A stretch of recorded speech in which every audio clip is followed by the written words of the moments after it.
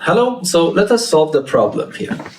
So we are supposed to calculate this double integral on this domain, and the domain is also given to us according to this equations and inequalities, yes? Okay, the first thing that you are supposed to do when it comes to calculating a double integral to realize what is the domain, what your domain is actually, okay? And they have given this domain in a little bit tricky way, so you have to be careful not to mess up things here. So if you see, I want to consider first my borders, the border of my actually domain. So I have a line which is y equals to 1. This is one border. So if you don't mind, let me just start specifying the domain here on this coordinate system. So I have y equals to 1 is one of the border lines here. So if I consider this to be 1, so this y equals to 1 is actually one of the border lines. But look, 1 is less than or equal to y means y is greater than or equal to 1. So this means that I am interested in those parts where y is greater than or equal to 1. So I am not interested in the points points below, I am interested in the points above. So let me just draw an upward arrow to notify that to myself. Okay, so I took care of that one. And then the next one, the border line is y equals to 3x. Okay, so that's a line that passes through the origin. Okay, so that is my origin. And then if I give x to 1, for example, because I want to draw that, y becomes 3. So this means that if I give 1 here, then y becomes 3. This is 2 and this is 3. So this is my point here. And this will be my line. Y equals to 3x. Yes? But this is the border line. Okay, so if you don't mind, let me also fill this up. Yes. Okay, so this is my border line. But I want to have y less than or equal to 3x. So it means either this side of the line is acceptable for me or the other side. To test which side is good, you need to pick up a point which you are certain about on which side it is. For example, this point, we are certain about that it is on this side. If I ask you to read the coordinates of this point, you will say that this is 0 and 1. So x is 0, if I put 0, y is 1. Y is less than or equal to 0 is false. So this means that this inequality is on the side which does not contain that test point. So this means that I should be on the other side. So this means I draw another vertical arrows that it shows me that yes, I have to be on this side on that line. So far, I have to be above this horizontal line. I have to be below this oblique line. So I am in this angle, yes, so far, in this angle here. But it is not finished. I go to the next inequality. I consider the border line again, but the border line is 3x equals to 3y. If I take them off, simply y equals to x, and that's the famous function. That's the famous line passing through the origin and the point 1, 1. That is the angle bisector. So I have to be careful here in drawing things. Okay, so that is another line coming here. So this is y equals to x, which of course you can read it as 3x equals to 3y. They are the same, but again, this is an inequality. You have to make sure on which side this is acceptable. So I pick up a point that I am certain about where it is located. For example, again, I pick up the same point because still I see that this point lies on this side and the coordinates are 0 and 1. I put the coordinates 0 and 1 here. Yes, instead of x, I put 0. Instead of y, I put 1. Then this becomes 0 less than or equal to 3. This time it is true. So this means that this time I need to consider that side of the line. So this means that I draw an arrow not to forget about things. Okay, so far you remember I was above this horizontal line. I was on this side of this oblique line. I realize now that I have to be on this side of this oblique line. So far I am here, somewhere here. Yes? Okay? And then finally I have another borderline, and that is 3y equals to 9, which means y is equal to 3. And y is equal to 3 is already here. This is 1, this is 2, and this is 3. So that is also my line. So this is also, so let me write the numbers here not to forget about them. So that is also 3. But remember, 3y is less than 9 means y is less than 3. So you don't need a test point to understand that. So you need to be below this line. Okay, hopefully you understand now what is going on. So if I ask you finally where the domain is, okay, the domain is here.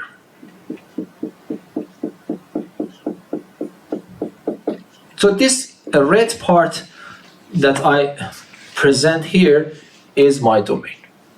Okay, so the first thing, remember, whenever you want to calculate a double integral, the first thing that you need to know about it is to understand, you need to have a good grasp of your domain. Okay, so now I have a good sketch of my domain. I will try to actually solve my integral. The second thing that is important for you to do is to understand the role of your free variable. So the free variable could be either x or y. Okay, but let me see. Let me change my color here. If I usually, I myself prefer to start x for a free variable. But let me see what are the borders. You see these points, these are extreme points of my domain. Yes? Okay, so and you see that the lowest value of x is this value.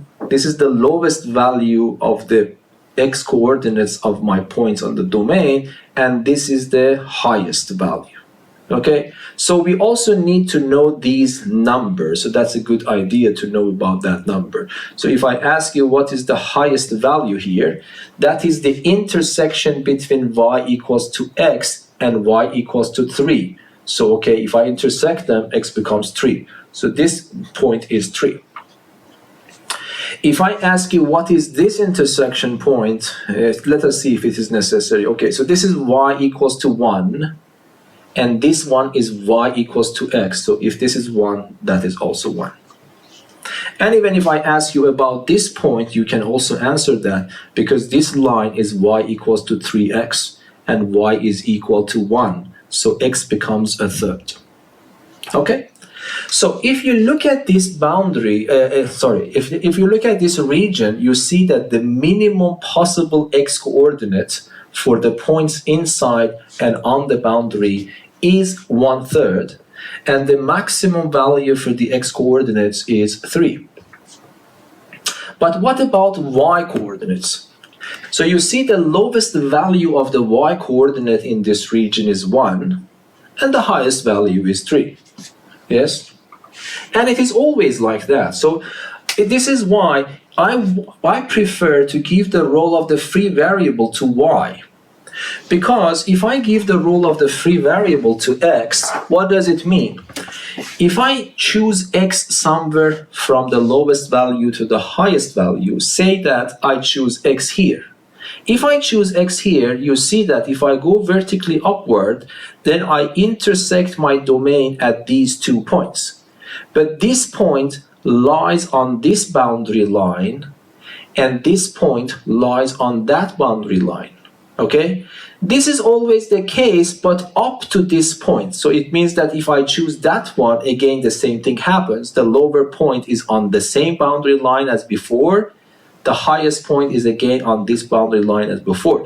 But the situation will change if I pass this point. Yes, because when I reach to this point, for example, x, then if I increase it, then the lowest point is no longer on this horizontal boundary. It is on an oblique line. And then the highest value is actually on another one. So this is why if I insist to give the role of a free variable to x, then I have to partition my domain into two distinct parts. The parts that x starts from a third up to 1, and then the points that x starts from 1 up to 3. And if I go through these calculations and add them up, then I will get my integral value. But hopefully, if you change your perspective from giving the role of the free variable to x, giving the role of the free variable to y rather than x, then the problem can be solved in one go. How is that? So here I would say the lowest y value is here and the highest y value is here. So let me choose any point in between. Say for example, this is my y. I choose y. So what does it mean? It means that I split this integral by giving the role of my free variable to y. Okay, so dA is dx dy, but I want to give the free role of the free variable to y, so I write y outside, and then I write dx inside, and then I have my integrand, which is x plus y times the square root of x. Yes, this is my integrand. And I need to know the limits. If I give the role of free variable to y, it is very easy to see that the lowest possible y value is 1 for this domain, and the highest value is 3. So the y coordinate goes from 1 to 3. But what happens for the x coordinate? For the x coordinate, I need to check. How? I say that, okay, let me give you this particular y, a number between 1 and 3. You want to know how the x-coordinate changes. In order to do that, I draw a horizontal line from the point that I choose to intersect with my border lines. Okay? So it is clear that if I choose this particular y somewhere between y1 and 3, the x value, the lowest x value is this one, and the highest x value is this one. So this is x minimum, and that is x maximum. But I need to express x minimum and x maximum in terms of y. So you need to think in this way. Someone gives you y, a number between 1 and 3, but it is given as y. You are supposed to express x min and x max in terms of y or constants. Okay? But that is very easy, because if I ask you if this is y, what is this x coordinate? You will give this y to this line and calculate x. So y is equal to 3x for this x minimum. So this means that x minimum is the y that I give you divided by 3. So this is the lower limit for the x coordinate. And then if I ask you what is x maximum, you see that the same y should be given to this line this time. Okay, but if I give y to this line, x becomes the same y. So this means that x maximum is actually the same y. Yes, hopefully this is understandable. So I give a y somewhere between 1 and 3, and I will try, then after I picked a point, I go horizontally to intersect my borders of the region, and then I ask myself, what are the lowest and highest values of x in terms of that given y? And when I found that, I put them here. So x minimum is a third of a y, and x maximum is just y. Okay, so if it works, it works. If it doesn't work, then I have to suffer a little bit and go back to the other orientation, or I have to be a little bit creative to find another way. But this will work, hopefully. The first thing that you have to do is to calculate this inner integral. But don't get confused. This inner integral has two variables in it, but to be honest, the only variable is just x, yes, because y is supposed to be constant for this function. So how should I do that? So y is a constant, so I will call this I integral, but it depends on y, so I will call it I of y. Because if I integrate over x, y variable is left. So this integral at the end is a function of y. So I want to calculate that. Okay, so let me write it here. Iy is equal to the integral 1/3 y to y 1 over x plus y square root of x dy. Now we want to calculate this integral. Okay, so the one thing that you need to do is to forget about the limits. These are just limits. I want you to feel how to calculate. Oh, sorry, I made a mistake. This is not dy, this is dx. Okay, so how should we do that? So y is a number, so you can imagine in your head that y is 1. And then you have x plus 1 square root of x. Whatever you do to calculate that integral, you can do the same thing to calculate this.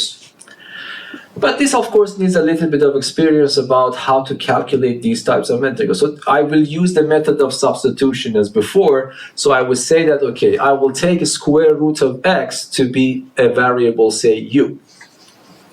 Okay? And the rest of it, in principle, you should know how to do it. So the rest of it is I will prefer to square them before differentiation. When I square it, it becomes x equals to u squared.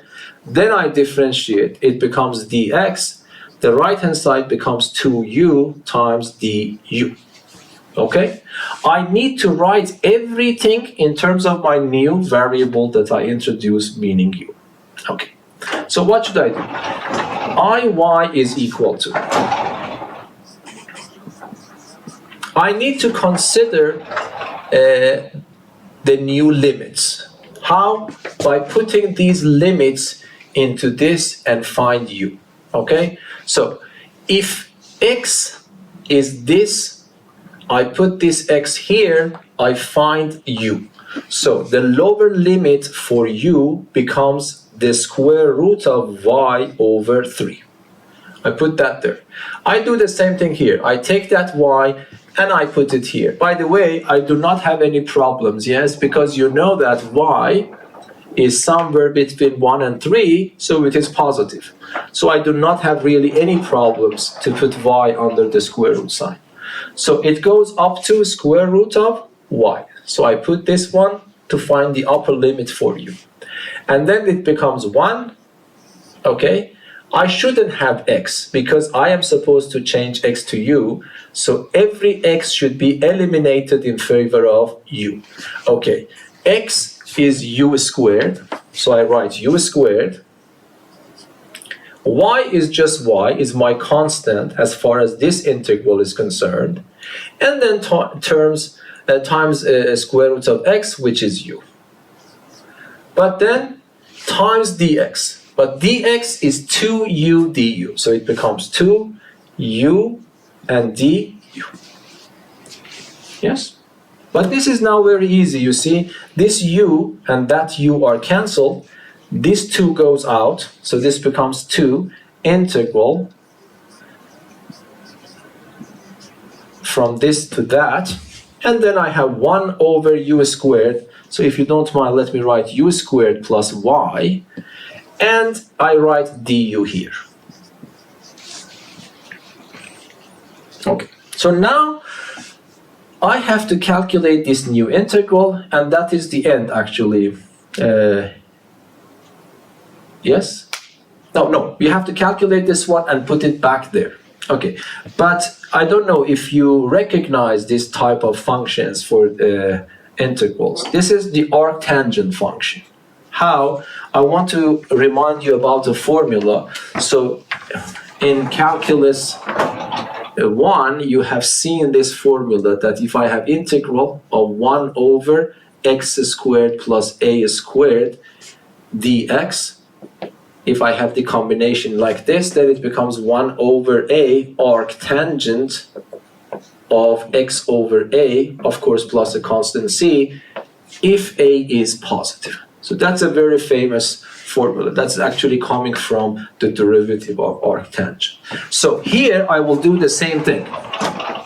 So instead of y, I need something squared. So instead of y, I clean it and write it as square root of y squared. Yes, do you remember here? I had y. Y is exactly this number. So now I can give the role of x to u. I can give the role of a to a square root of y. And I can use that formula. Okay, so what do I have here? I have a 2 here. And then I have 1 over a. You see here? I have 1 over a. But a is this, so it becomes 1 over square root of y. Then I have arctangent of x over a. X here in this problem is u over a, which is the square root of y. Okay, but then it goes from this limit to that limit.